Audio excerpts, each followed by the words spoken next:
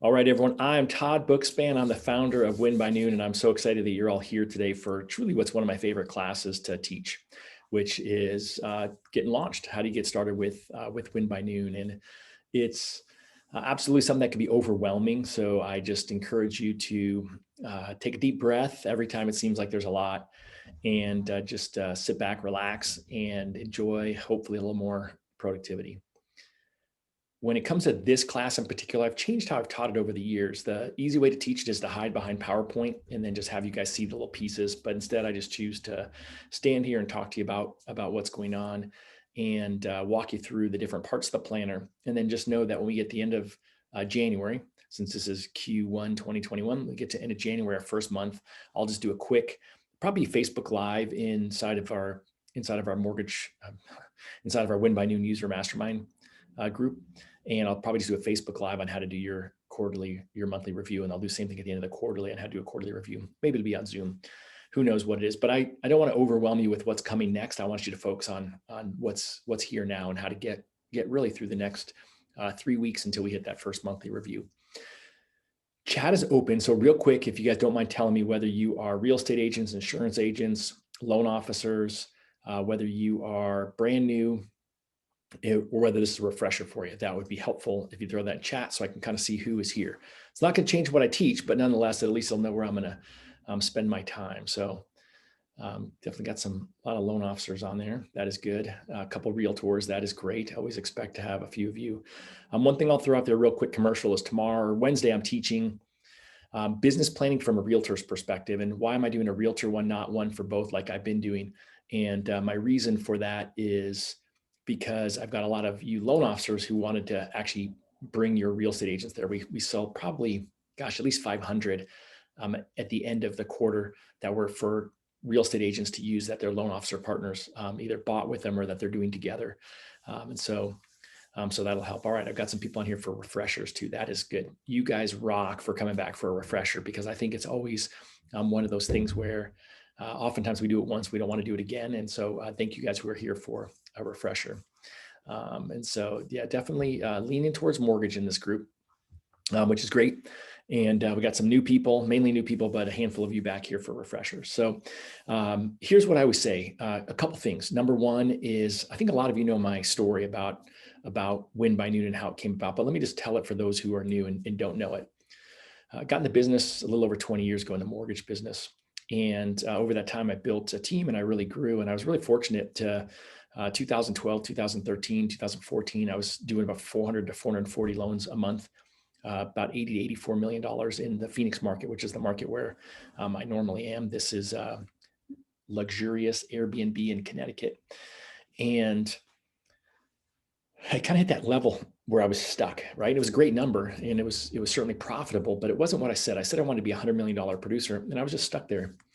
And I'll talk a lot about review and that we don't spend enough time reviewing, but really when I looked at where my frustrations came in at that ceiling of complexity, and I really dug in on how was my productivity, what was I getting done in a day, I realized there's lots of days where I woke up with great intentions. I had a great to-do list, but I got to the end of the day and I didn't get those things done. And my conversion rate suffered, and I was still getting 5-star reviews, but I feel like my experience probably wasn't as good as what I would have been providing had I been more consistent in my calls. And what I realized is that the days where I went in the office and I actually got my most important priorities done first were the days where I got all my to-dos done.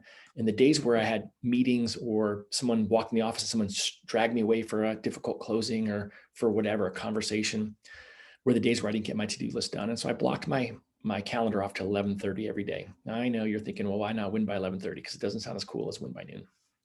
And ultimately, I just blocked my morning so that nobody could schedule something, because I had my wife, who runs the team still today, business partner,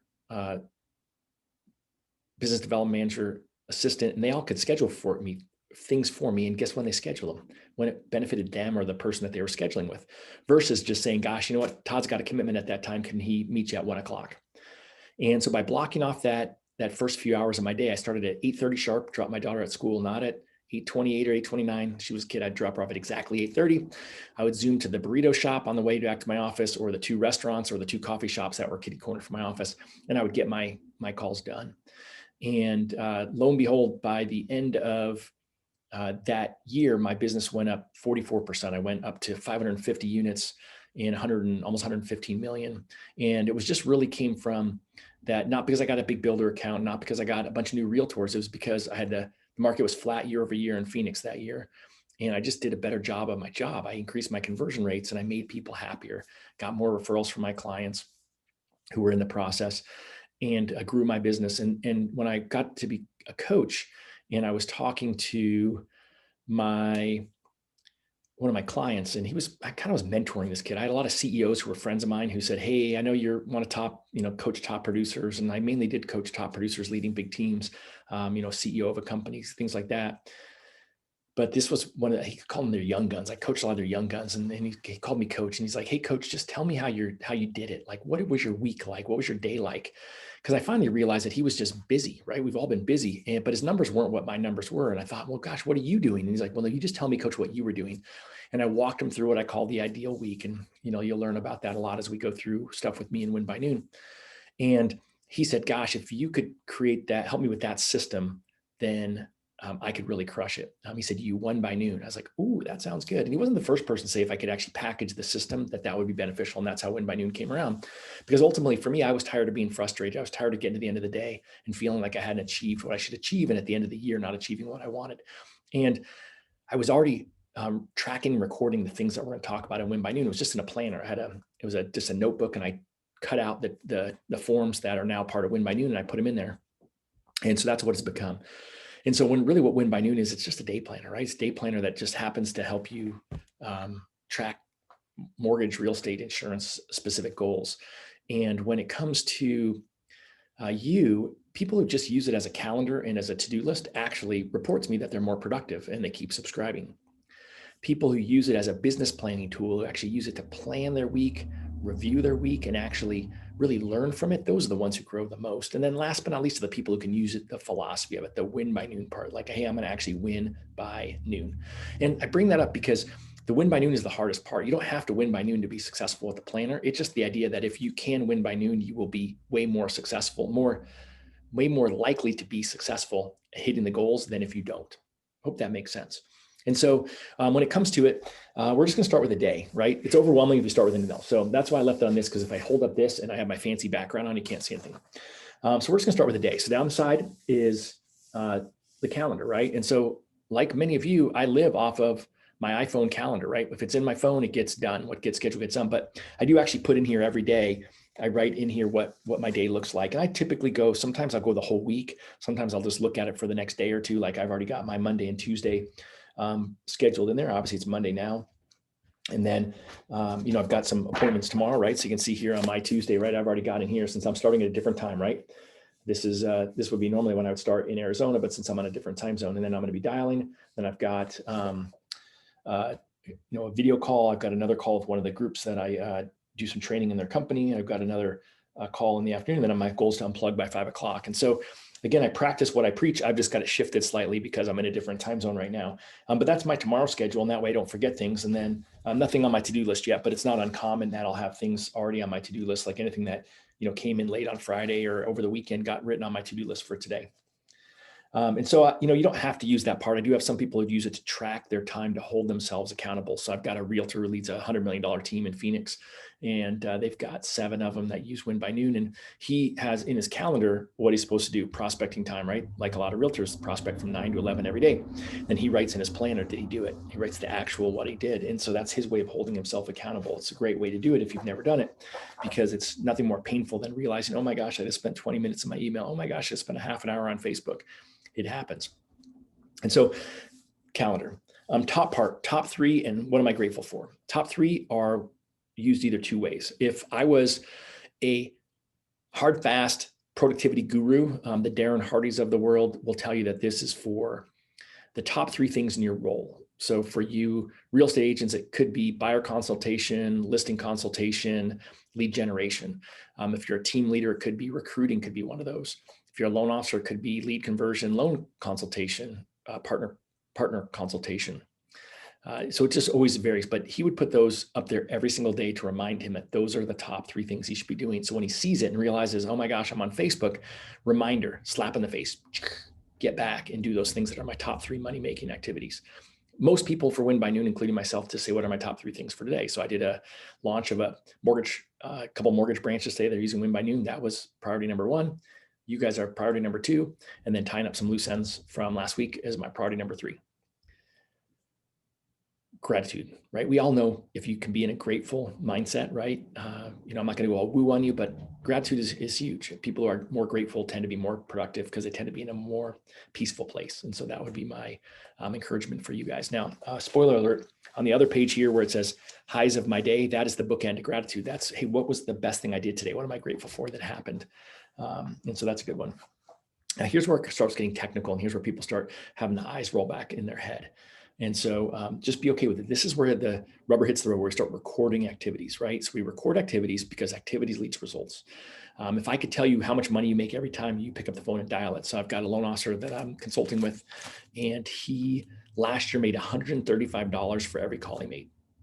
That's pretty good, huh? So if you think about it, if you want to make a certain amount of money at the end of the year, you need to know how many calls should I make today in order to get those closings and make that amount of money at the end of the year. That is, to me, that's the holy grail. Like, wouldn't you want to know whatever that metric is? Most time it's calls. Sometimes it's conversations, or some you might call it connections between quality conversations and live meetings. I'll talk about that in a minute. But if you can figure out what that number is to get to a closed transaction. So for this guy, it was 26 calls led to a closed transaction last year. I mean, come on, what's better than that? That's just huge. And so when it comes to the next thing, so we've got, you're gonna have calls. So whether you're a loan officer, realtor, or insurance agent, you're gonna always have lead calls, right? So a lead, you're calling outbound to someone who has not agreed to do business with you. A client I use it a little differently between real estate agents and loan officers. For you loan officers, a client is someone that you've closed a loan for or who is in a transaction. For you real estate agents, a client is someone that you're in a transaction with. So someone who's got a listing going for, or someone that you have a buyer broker agreement on that you're showing homes to, that you're trying to sell to a home to. Loan officers have partner calls. You have partner calls and you have partner prospect calls. Partners are people that are obviously sending you business now, and partner prospects are when you're going out trying to get those realtors to want to do business with you. Realtors, we've got database calls for you over there. That's so critical, right? It's really critical to make sure that you guys are calling your database. You're so good at that. You set the bar high for the rest of the sales world that does not do a good job of calling their past clients like you all do. And all you're going to put in there is a check mark, right? Or you're going to put in there the letter of what call it was. Lead call L, client call C, database call D, partner call R. Typically, because if you're a loan officer, your partner's a realtor. Partner prospect call P. However you want to do it, doesn't really matter. You have to do it the exact same way. And then you'll total them up at the bottom. And so again, at the end of the day, you'll total them up.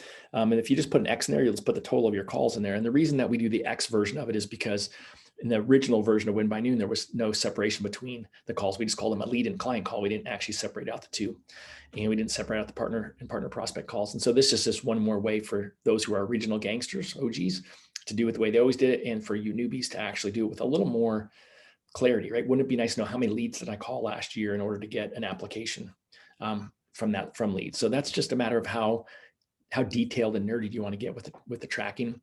For me personally, I just look at total calls because I think that that's it. And I look at total conversations, which is next. So quality conversations. So these are outbound, right? Can this be text? Yes. Can it be, mass text? I would actually count those separate. If I was doing mass texts, I'd throw that down here and I would count my mass texts that I sent out. If I did 100 mass texts through my CRM, I would do that. The other thing is that if you're a real estate agent that you're using a dialer and you're on that dialer for an hour or 2 hours, you'll see down below, you've got prospecting time. So you guys can track it as time, because I've got a lot of realtors who don't use it as a hand dial like loan officers do. Loan officers are kind of old school. You real estate agents are way ahead of the curve with your dialers, and you do it that way. So quality conversation is just who you actually talk to. Now, I'm going to caution you real estate agents who've gone through sales training for realtors who say a contact is when you circle prospect and the person answers the phone and you say, hey, my name is Todd. I just sold a house in your neighborhood and I've got extra buyers who want to buy. Are you interested in selling your home? And they go, click. you'll actually count that as a contact. I don't count that as a quality conversation because I didn't actually talk to them, right? Conversations when you actually go back and forth with someone, and it could be via text, like, hey, your appraisal came in at 400,000. Oh, awesome. Hey, great. Here's what the next step is, right? A conversation back and forth. It could be via messenger as well, if you're using that in your practice. But ultimately, be consistent however you track it, and then just know that most win by noon users, if you start to compare yourself to other people, are using it for actual conversation with someone where you actually relay some piece of information, not just, hey, can I call you later? Click. Quality live meetings is in person, right? Right now, a lot of that's done on Zoom, and so that's okay too. I've got a lot of people who just kind of combine the two together, quality conversations and live meetings right now, because it doesn't come into play. I think it's important if you are, doing open houses, or you're sitting in a real estate office, if you're a loan officer or a bank branch, to be able to track your live versus over the phone, just because, again, you kind of get to know how many people do I need to bump into at the real estate office in order to get a transaction. But ultimately, I do have some people who combine the two, like I said, quality conversations and live meetings, and then they'll say, okay, if I have 80 of those in a week, I'll hit my goal at the end of the year. And so as I talk about this part where we're going to get there at the end of the year, don't be discouraged if you're brand new and you're like, well, how am I going to do that, right? Each week, you can set a goal for the next week when you total it. Each month, you'll have better data from 4 weeks, and you'll be able to set a better goal for each week for next month. And once you get to the end of the quarter and you've got 3 months worth of data, it's a whole lot better. And you'll be able to figure out over time, the law of averages will kick in, and you'll figure out what are those goals to get to where I'm going. So at the end of the first month, you'll know, hey, when I made this many calls and I had this many closings, how am I feeling about it? Do I feel like that's the right number of closings? No. Okay. Increase my calls. Gosh, do I feel like it's, I was frazzled, there was too many closings? Well, maybe you notch it down a notch. Most people won't, but that's just what you would do. By the way, you can ask questions in the chat too, and I'll ignore you for now, but I'll answer questions at the end, unless it's something that's pertinent to what I've got going on, where I'm not going to cover it. Okay, next section here is leads, right? We all got leads. There's a couple of check boxes here. What are the check boxes for? That's for whatever you choose it to be for. It could be for, I put it in my CRM. Hint, get your leads in your CRM. Could be for, I sent them a thank you note, send a thank you note to refer, whatever it is that you want to use it for. But we used to only have one check mark. Now we got two, because people actually do multiple things with it. For me, it should get out of here and get into your CRM. That's actually the most important thing. And at the bottom, I mentioned our totals. And again, you'll see that there's some blanks in every planner for whatever it is you want to track differently. So if you're a loan officer and you're like, oh, I like that idea, put on a dialer and doing dials and tracking my time, just like a real estate agent would, great. And that's what you can do. Real estate agent, maybe you want to track door knocking, great, do that as well. You'll notice annual reviews in there for all different types of sales jobs. I don't care what your job is, you've got clients and you should be doing annual reviews for them at least once a year.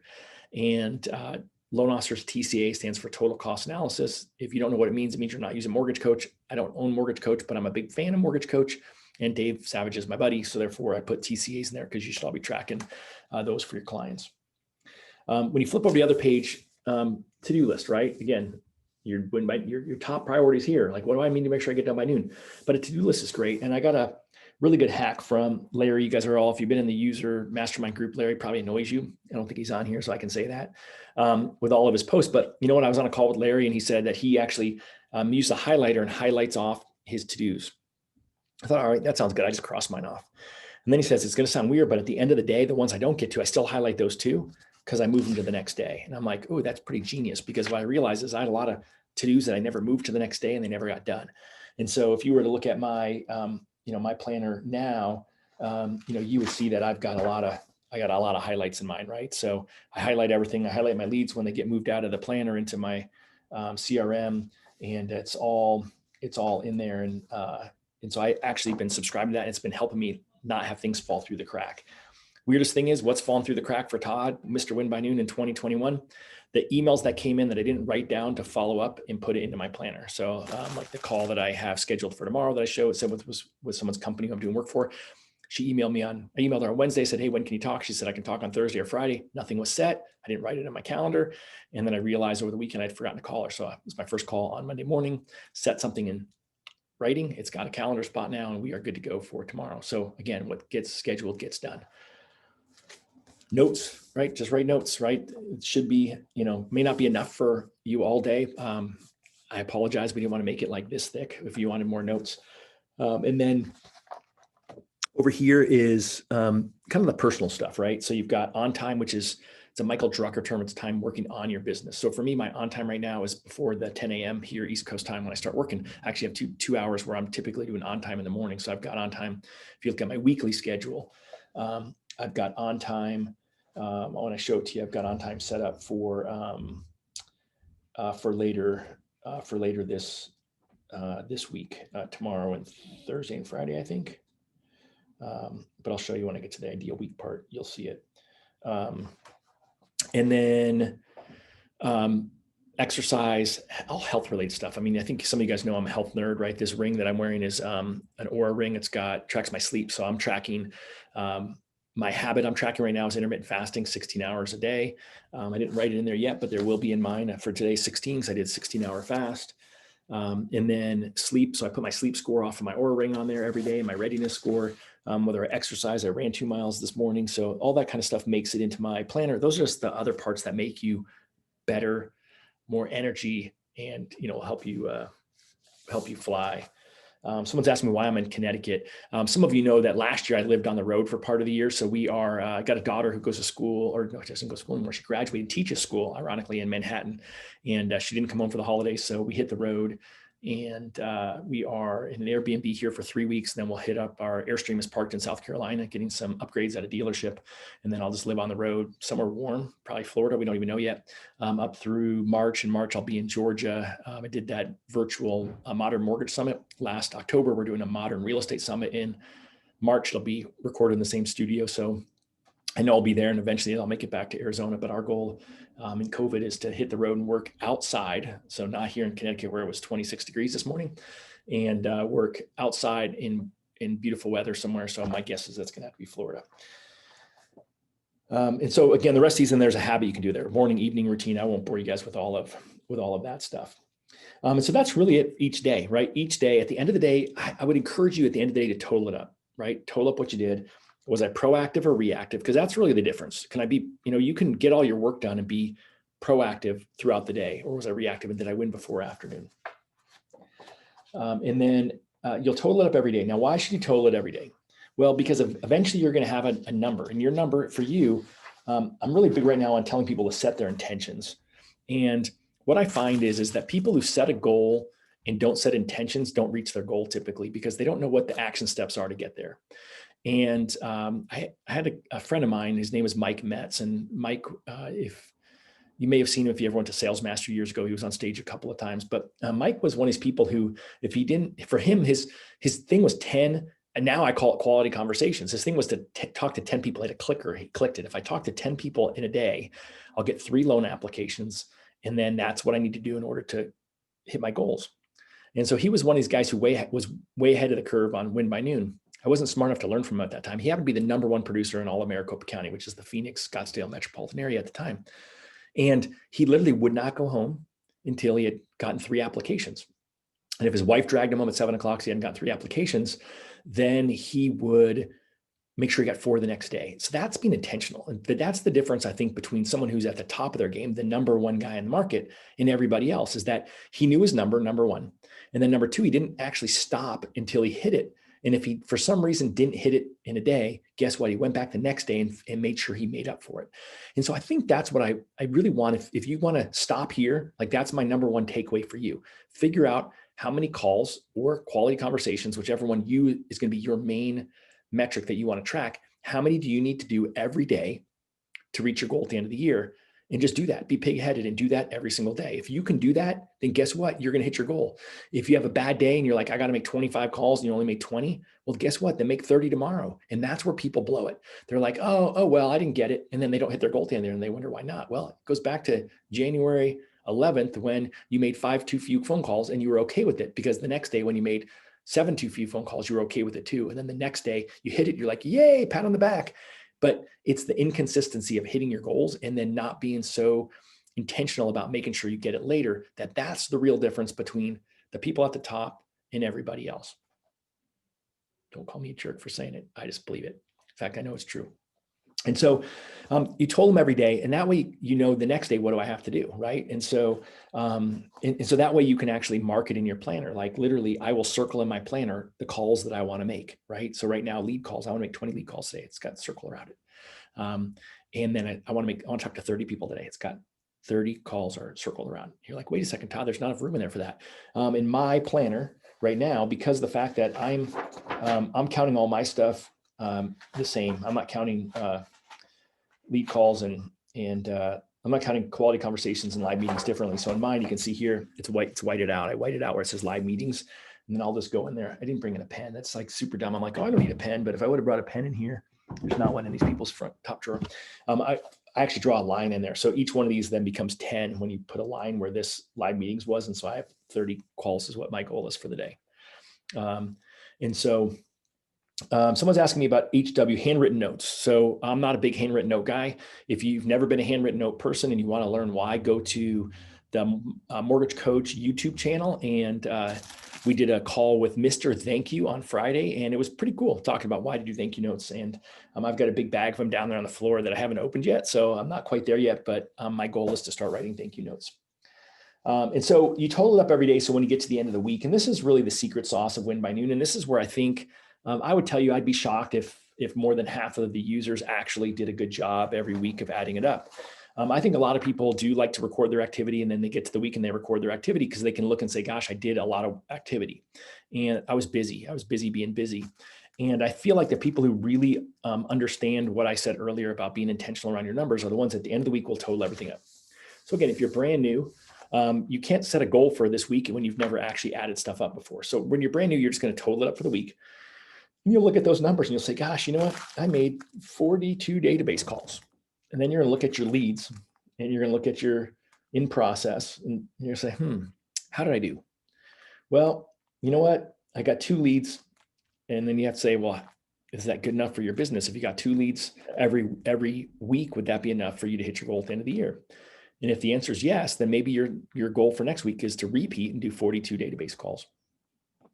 But if you're like, well, you know what? Last year I got 150 leads. That's 3 a week. And I got to get 150 this year. And I only made 42 calls. Again, I'm not a rocket scientist, but I would do the math on that. I'd say, okay, well, I did 42 calls and I got 2 leads. And I need 3 leads a week in order to hit my numbers that I hit last year, which is my goal for this year. So I'm going to have to, that means it took me 21 calls to get a lead. So I better do 63 calls this week if I want to have 3 leads. And then, so next week I would set out intentions to do 63 calls, and I would spread those out. Maybe I'll do, an hour call in each day. Maybe I'll do 15 calls a day and try to get 65 calls in, see if I get more than 3 leads. And then at the end of the week, I'll do the same thing. How did I do? How are my leads? Oh, I got 4 leads. Okay. Well, then you can average it out. You can say, okay, well, I did 110 calls and I got 4 leads. And so then, okay, well, then it was 55 calls per 1 lead I got. Okay. How was that? Was that enough? Oh, no, not 55, 27 and a half. We'll round up 28 calls for a lead. Okay, was that enough? Yes or no? So you're just going to continue each week as the law of averages kick in, figure out, well, what's my number? And then you can decide that week, am I going to go for the same number or am I going to go higher or lower? And I would always encourage you to go same or higher, right? And at some point you'll figure out, what is that number? Go back to the guy I talked about earlier who made 26 calls to get a closed transaction, right? And so he's probably got a number that he's focusing on. In his case, he's focusing on 30. And so he's focusing on 30 calls. And that 30 calls will determine, he won't know till the end of the first month is how am I trending, right? He has a leads number, an applications number, a pre-qualified number based on last year's conversion rates. And well, guess what? This is a different year, especially if you're in the mortgage business. And he'll have to see how is he doing on that. And then he'll be able to decide, okay, is 30 enough? Do I need to keep doing 30? Am I killing myself doing 30? Do I only want to do 25 and be happy with less loans if that's what it's going to be? Again, you guys will get to make these decisions. But bottom line is, at the end of the week, you're going to add it all up and you'll put it in here all the way across. And then you'll look at it and you'll decide based on that, what are my intentions? What's my goal for next week? And then that's the number you have to focus on every day, right? You're going to focus on that number every day. Now, there's some other cool things in here, right? You can rate yourself on a scale of 1 to 5, how to do on these things, how to do on time social media and handwritten notes. Why is social media on there? Because I want you guys to remind yourselves, number one is you need to do some social media in order to be successful as a loan officer, a real estate agent, or insurance agent. So this could be, hey, I'm going to commit to do 1 post a day. Like I suck at social media. You guys probably see that because I don't I'm just not on it because I get sucked in like a lot of you. It's also there to remind you how many hours was I on there? Like, was I on there way too much? Because that's what happens to me. I just get on there for too much and then that's bad. Start liking cat videos and stuff.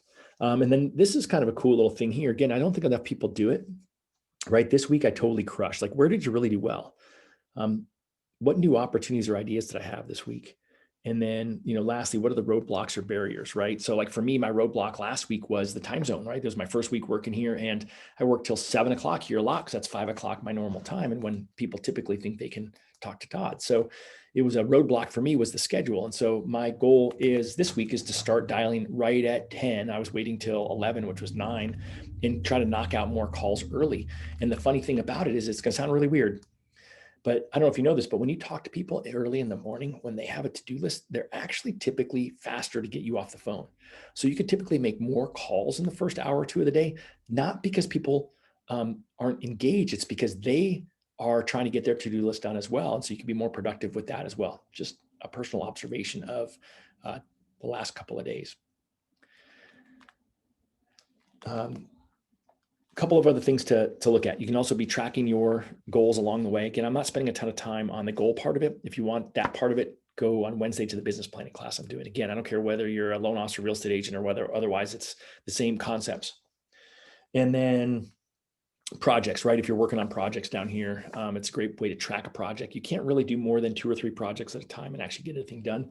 And so I kind of like this idea of, if you're trying to get a new CRM built or hire an assistant or whatever it is you're trying to get done, use it that way.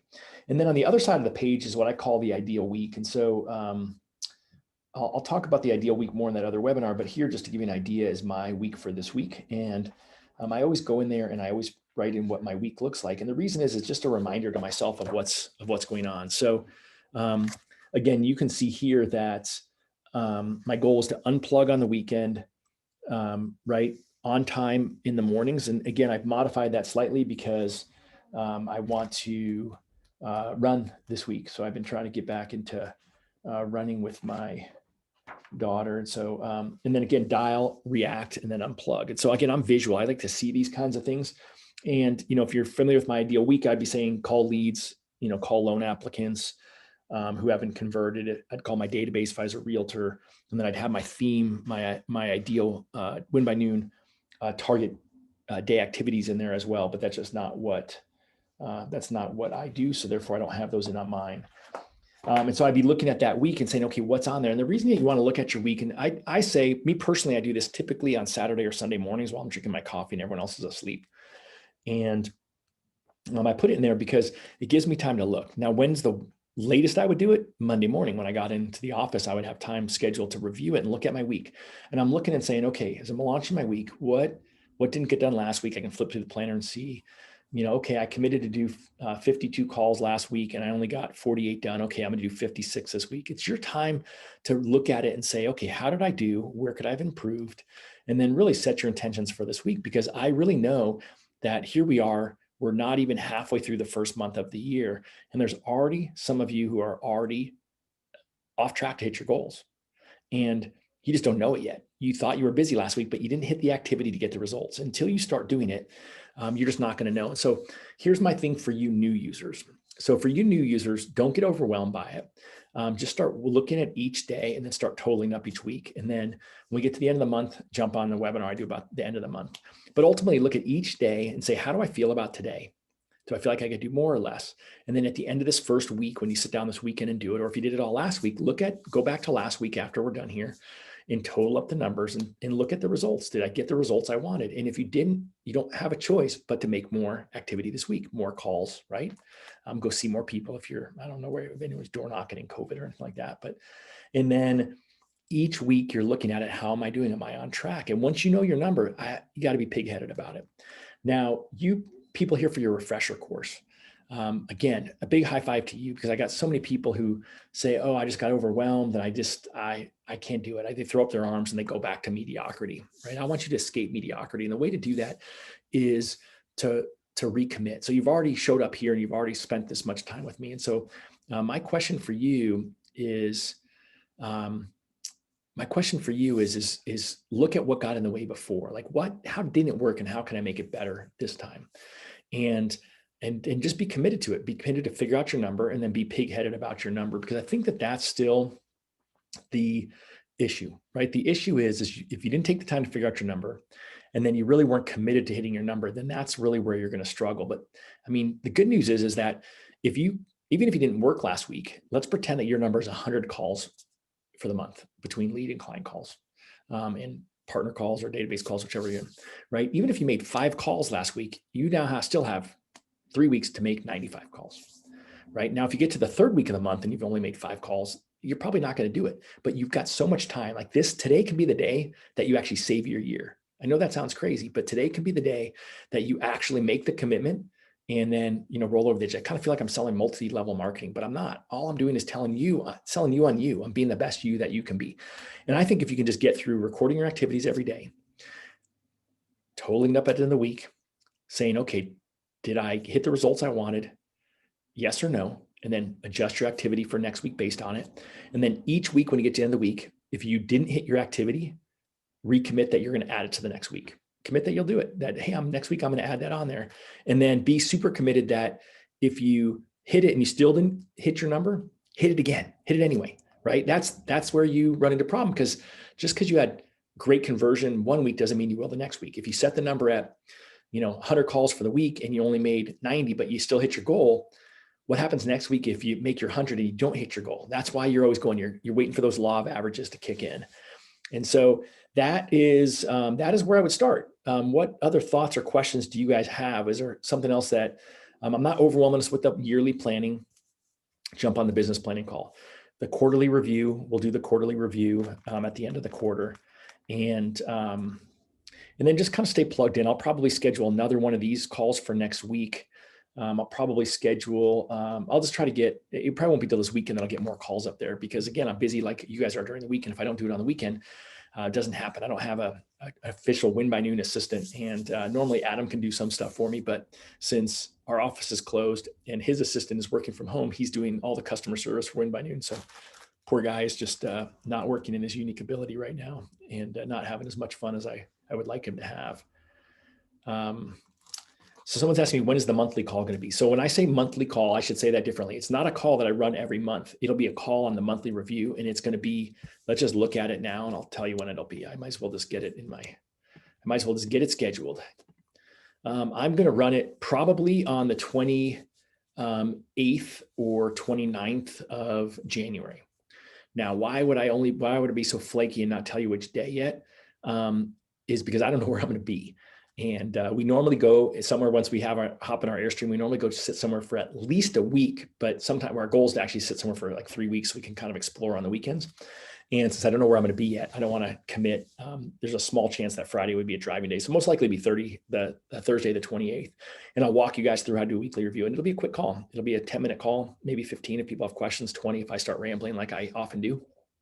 And, we can use that. Now, one of the things that I'll tell you when it comes to the Win by Noon part of it, and the ideal week, the script that you need to know is I have a commitment at that time. And it's really hard when people are working from home to understand that. It's easier when you're in the office, but you have a commitment to yourself, to your time block, to your clients, to your partners, to be great, to your family, to actually produce the money to keep the roof over their head. And I don't feel bad at all when I say I've got a commitment at that time. So when somebody that's really important to me, like I had a pretty big opportunity and they wanted to know if I could talk at 5:30 Phoenix time, any evening last week or any time on Friday.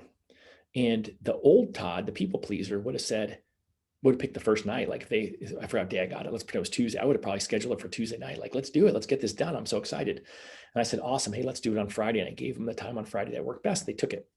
And so that way I didn't have to do it during my family time. I've got a commitment after 5 o'clock here, which is there. Now I do have a call next week on Thursday at 4:30 Phoenix time, 6:30 here. And I just told you I want to be unplugged. Well, you know what? It's the only time they could do it. And it's a big enough opportunity that I'm willing to do that. And I think that's where a lot of us get in trouble, is that we'll take something that's mediocre and we'll put it into, we'll give it prioritization like it's an A+ opportunity. And I would tell you, if it's mediocre, treat it as mediocre. Gosh, I got a commitment at that time. How about tomorrow at 2 o'clock? Oh, can't do that. Okay. How about Friday, anytime between noon and 5?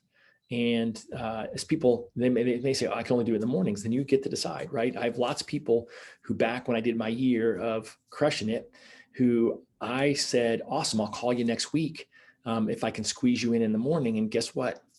I never could. I just didn't squeeze them in because it wasn't worth my time. But if I was transparent, I would tell you that there was lots of times where I had other meetings during the morning. I would go teach at, I held up my old planner. It's one of my props in my office back in Phoenix. And in that prop had on it, when I opened up the first time in front of people, this is just, again, this is how I work. My brain, doesn't always, realize 1 + 1 = 2.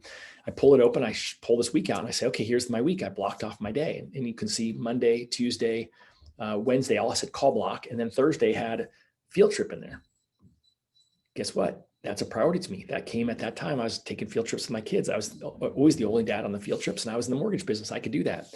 That was important. Now, I'd like to tell you that Thursday, which was my partner calling day, where I'd call my realtors and tell them what I learned from our clients when I did my pre-qualification update calls on Wednesday. I'd like to tell you that I just moved that block and I moved it to the afternoon and I did it.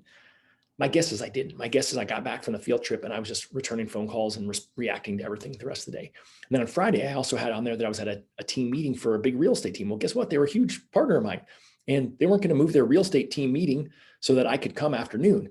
And so I was willing to prioritize it because it was that important to me, because guess what? It was, a handful of transactions a month. And that was a good opportunity for me to be in front of their team, especially when they had a second preferred lender. And if there's two of them and I have the FaceTime, guess who gets the loans? Me. And so that was really how that works. So you have to just decide on how that's going to look. But that I have a commitment at that time script is a great script that worked really well for me to help people get through to the fact that I couldn't just do it. It wasn't like, oh, I'm busy. Hey, I can't do that. I'm helping a client at that time. I just felt disingenuous when that happened. So, so someone's asked me, what am I going to discuss in the Wednesday realtor business planning? So again, since some of you are realtors, I apologize in advance because I've got so many loan officers there. I'll probably do, that's going to be business planning. So it's going to be really, for those of you who have not written your 2021 business plan, it's going to be how to write your business plan, Win by Noon style. And it'll be the first couple pages of your planner. So it's definitely would be beneficial for anyone who wants to maybe fine tune their planner, get there. If you're a realtor, show up. If you're a loan officer, show up, maybe bring your realtors.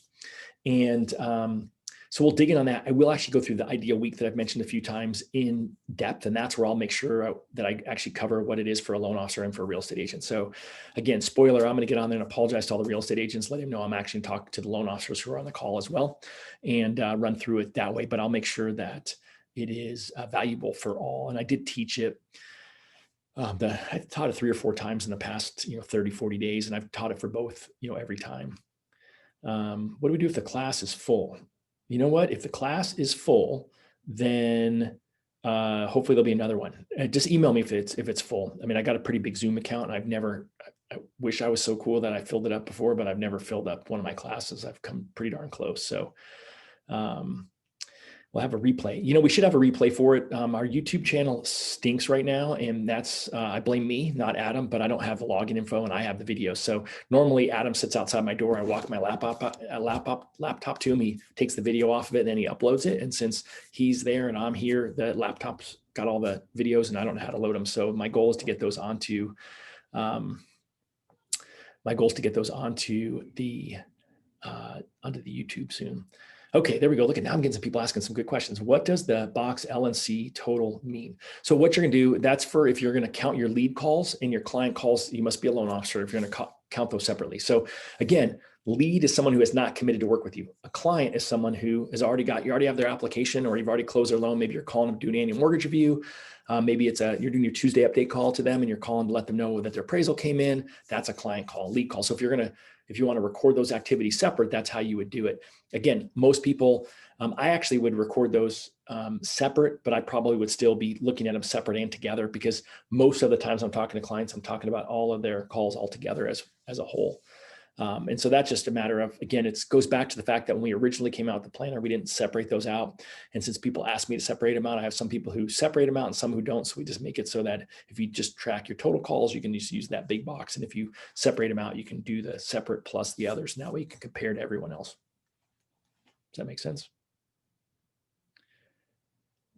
For some reason, I'm losing my voice. I have no idea why. I haven't even talked that much today.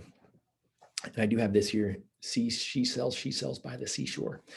This is really probably the worst room in the whole place that I could be doing this call. And like I say, normally I do it with the background. So, all right. I appreciate you guys all being here. I took 46 minutes of your time. If you have questions, just reach out to me, Todd at Win by Noon. Oh my gosh, wait. Accountability challenge. Watch the video on it in the thing. This is my big freebie to you guys. It's something free, but check out the Facebook Live I did this morning on it and jump in on the accountability challenge. Okay, someone's asking me questions. So anyone wants to hang out and ask me questions, I won't go anywhere. If we're just starting out in the planner, is still a good thing to buy since we don't have any business built up? That is a good question. Of course, I'm going to say yes, but I'll justify why I would say yes. If you're just starting out, wouldn't it be great as you're trying to figure out, it'll do a couple things for you. First off, it's going to track your trajectory of improving your conversion rate. People always want to know what's a good conversion rate. And I tell you, it's 1% better than you did last month or last time you calculated your conversion rate. And so if I was brand new in the business and I was uncomfortable with my scripting, uncomfortable with what I was doing, whether I was a realtor, loan officer, insurance agent, executive, whatever that was, I would be recording my activities now. And I would want to know how many flipping calls did I have to make till I closed my first transaction. And so I'd be like, oh my gosh, it took me 77 calls. I had 70 quality conversations and 10 live meetings in order to close my first transaction. And then I'd be watching and saying, okay, can I beat that for the next one? And then you're going to watch your growth. And then eventually it's going to level off. And you'd be like, okay, great. Right now for the last, 2 months, it's taken me, 44 phone calls and 40 connections between live meetings and quality conversations to get a loan or a real estate transaction closed. Great. That's my number. And you're going to be able to set that. And you'll be able to continue to watch your improvement, because I think in the end, that's it. You can't use being new as an excuse not to know your numbers. And I did a bunch of business planning calls at the end of last year with some great coaches, some of the best coaches and best loan officers in the country. And, knowing your numbers was so critical for all of them. And I think Win by Noon is just the easy button tool for knowing your numbers. So that was a great question for sure. All right. Any other questions from those of you who are inquiring minds? Still have a lot of you here. If I was in my office, what would happen is I look around in my office and then I find something. It's probably an email someone got or something. And I just start rambling about something else that there's going to be some value at the end of the story I was telling. But the problem of being in a bedroom in the Airbnb, there's just nothing here interesting to tell you about. So therefore, if I don't get any other questions, I'm going to wish you well, say thank you for being here. Truly is one of my favorite calls to do. I said it was my favorite call the other day, but I think most of my calls, I really enjoy doing them. If I don't like doing them, I make Adam do them because they're just not as much fun for me. And so if I can be of help again, Todd at Win by Noon, jump into the accountability challenge. I think the accountability challenge is going to be a lot of fun, and that's a way to grow and push yourself. And we'll see you on the next webinar.